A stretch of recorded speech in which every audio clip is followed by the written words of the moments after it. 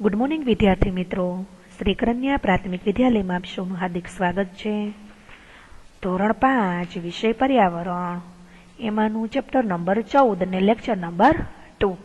તો વિદ્યાર્થી મિત્રો, આપણે પહેલા લેક્ચરની અંદર ભણી ગયા હતા કે કોઈ દુર્ઘટના જ્યારે સર્જાય છે ત્યારે માનવ જીવન ખોરવાઈ જાય છે કે મુશ્કેલીમાં મુકાઈ જાય છે, તો એવી પરિસ્થિતિ સર્જનાર દુર્ઘટનાને આપણે આપત્તિ તરીકે ઓળખીએ છીએ. તો એના વિશે આપણે અભ્યાસ કર્યો હતો. ત્યારબાદ ધરતીકંપ, સુનામી, પૂર, અનાવૃષ્ટિ, અતિવૃષ્ટિ, વાવાઝોડું, દાવાનળ, જ્વાળામુખીનું ફાટવું વગેરે આપણી કુદરતી આપત્તિઓ છે.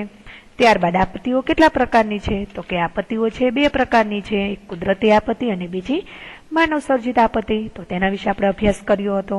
ત્યારબાદ પૂર કોને કહેવાય, વાવાઝોડું કોને કહેવાય, જ્યારે ધરતીકંપ આવે છે ત્યારે આપણે કયા કયા પગલાં લઈ શકાય, એના વિશે આપણે અભ્યાસ કર્યો હતો.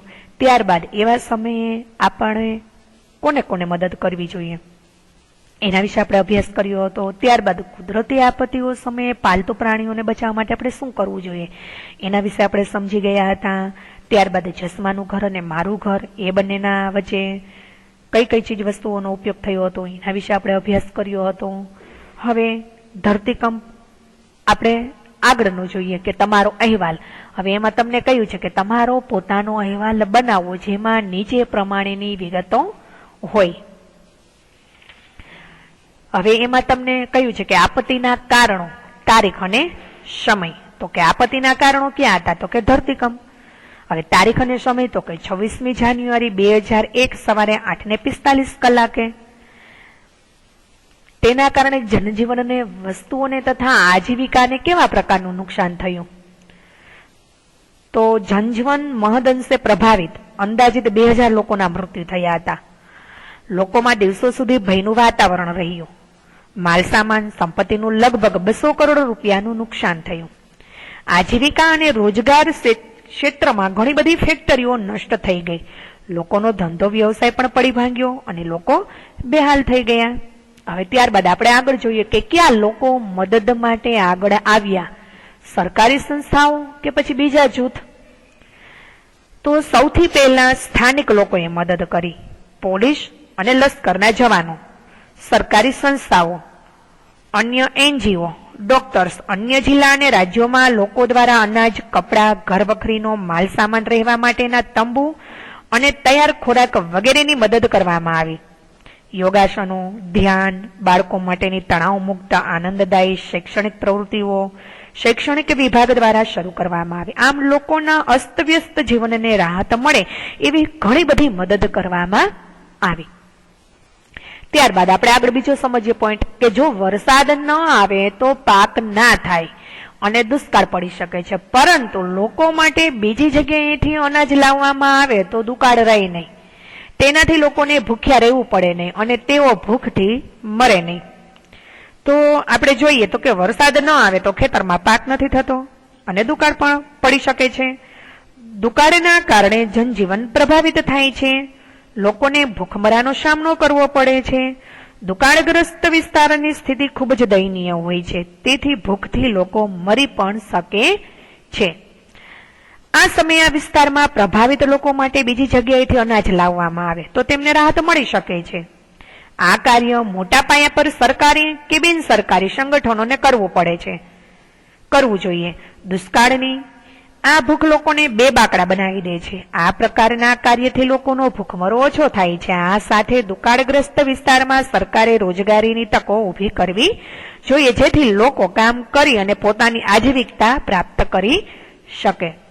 હવે ત્યારબાદ આપણે આગળનો પોઈન્ટ સમજીએ કે તમારા વિસ્તારમાં લોકો ક્યારેય કોઈ પૂર કે દુકાળનો ભોગ બન્યા છે?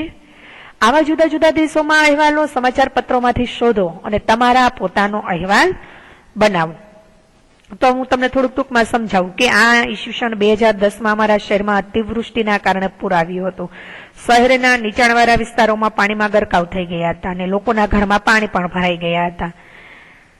તો 2010માં અતિવૃષ્ટિના કારણે પૂરની તારાજી ઘણી બધી સર્જાઈ હતી.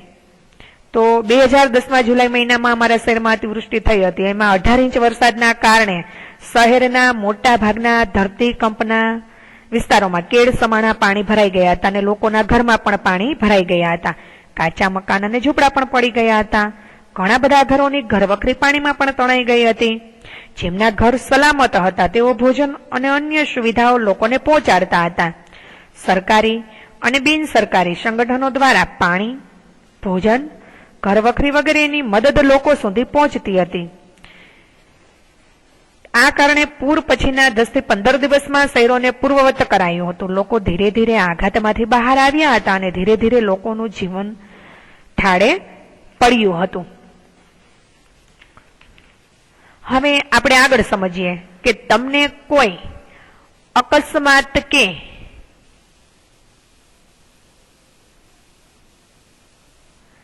કટોકટી જેવી સ્થિતિમાં જેમની મદદની જરૂર પડે તેમના સરનામા અને ફોન નંબર શોધો અને લખો અને યાદીમાં વધુ નામ ઉમેરો.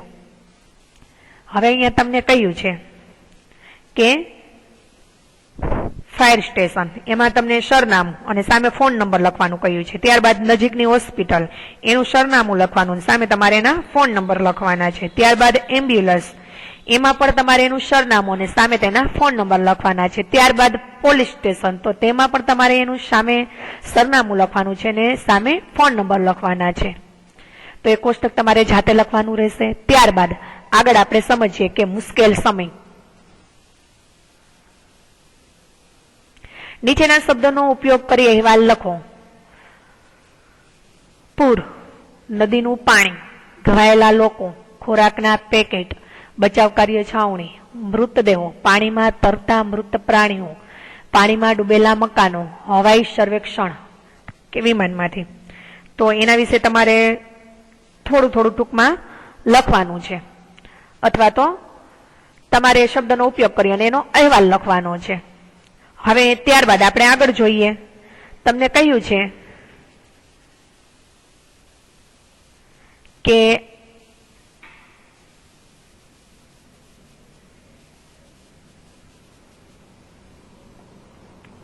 આપત્તિની સ્થિતિ જોવા માટે દુઃખી લોકો, ગંદા પાણીથી ફેલાતા રોગો, બેઘર લોકો અને ફસાયેલા લોકો. હવે તમને કહ્યું છે કે આપણે આ શું શીખ્યા, તો કે પૂર સમયે લોકોને કેવા પ્રકારની મુશ્કેલીનો સામનો કરવો પડે છે. એ ચિત્રને જુઓ. પૂર આવ્યા બાદ બાળકોને કેવા પ્રકારની શાળામાં આવવું પડે છે. પૂર બાદ ફરી લોકોને પોતાનું જીવન યથાવત બનાવવા માટે શું કરવું પડે છે. તો વિદ્યાર્થી મિત્રો, પૂરના સમયે લોકોને ઘર, ખેતરમાં ઉગેલા પાક, રસ્તાઓ, રેલવે, વાહન વ્યવહાર વગેરે પાણીમાં ડૂબી જવાથી ઘણી મુશ્કેલીઓનો સામનો કરવો પડે છે. જેમના કુટુંબીજનો, સગા સંબંધી, પાલતુ પ્રાણીઓ વગેરે પૂરમાં તણાયા હોય કે મૃત્યુ પામ્યા હોય તેવા લોકો ખૂબ જ દુઃખી થઈ જાય છે. લોકોને ખાવાની, પીવાની, રહેવાની, કપડાની વગેરેની સમસ્યાઓથી ખૂબ જ પ્રભાવિત થવું પડતું હોય છે. તો એ સમયે રાહત કેમ્પોમાં રહેવા માટે મજબૂર બનવું પડે છે. પોતાના ઘરને છોડીને સમૂહમાં રહેવું પડે છે. ઘણીવાર તો રાહત છાવણીમાં પણ લોકોને મુશ્કેલીઓનો સામનો કરવો પડે છે. તો આ પૂરમાં પ્રભાવિત વિસ્તારોમાં શાળા પણ આવી જાય છે. શાળામાં બાળકો ભણવા જઈ શકતા નથી. ઘણીવાર પૂરમાં ફસાયેલા લોકો માટે શાળા રાહત કેમ્પ બની જાય છે. આથી બાળકોને ભણવા માટે કોઈ વૈકલ્પિક વ્યવસ્થા કરવી પડતી હોય છે. ચિત્રમાં જ્યારે આપણે જોઈએ છીએ ત્યારે આપણે પૂરગ્રસ્ત વિસ્તારના શાળામાં પાણી આવી ગયું હોય અને બાળકોને ખુલ્લા મેદાનમાં ભણવા મજબૂર બનવું પડતું હોય છે.